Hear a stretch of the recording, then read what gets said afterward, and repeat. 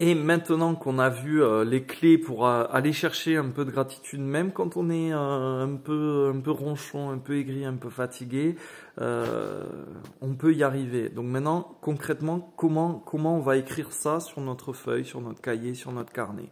On va se demander en un pourquoi on est reconnaissant. En trouvant la réponse, en tout cas en cherchant à répondre à cette question, ça va faire caisse de résonance au niveau de ce sentiment de reconnaissance. Et c'est pas de moi, c'est une astuce d'Albert Einstein qui a mis le doigt là-dessus et qui a découvert que ça permettait d'accroître son sentiment de gratitude.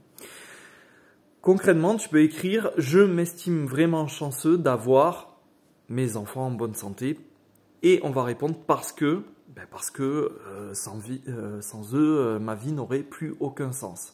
Je suis très reconnaissant d'avoir découvert Telegram parce que j'ai pu découvrir une autre vérité et sans Telegram, ça aurait été compliqué.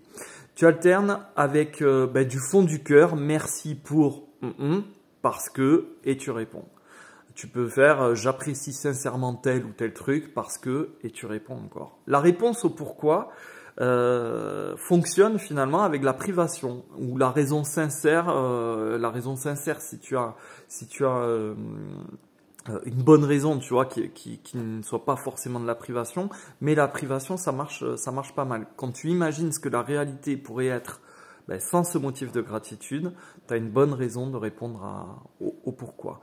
Moi, en astuce perso, j'ajoute à la fin de chaque phrase « merci, merci, merci ». C'est une histoire de trinité que je t'expliquerai plus tard, mais j'ai remarqué que ça accentuait vraiment les résultats, les effets et même ce que je ressens. Et une fois que tu as écrit tout ça, tu vas relire ta liste en ressentant cette gratitude au fond de toi, même si elle n'est pas forte au début. Et pour accentuer ta première étincelle de gratitude, tu peux diriger ce sentiment vers quelque chose d'extérieur. Ça peut être la vie avec un grand V, l'univers, Dieu, la source, le destin, ce que tu veux. Moi, c'est l'univers, par exemple, et les cultures anciennes dirigées vers le soleil, par exemple.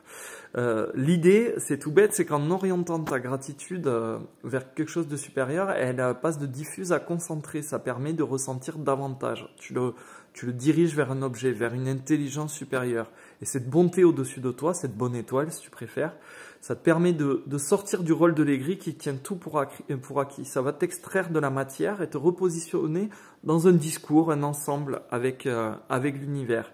Et tu n'es plus l'homme au centre de tout. Et en remerciant sincèrement la vie, l'univers ou le cosmos, ce que tu veux, ça te rappelle instinctivement que tu as une chance énorme. Non, tout ce que tu as, tu ne te le dois pas.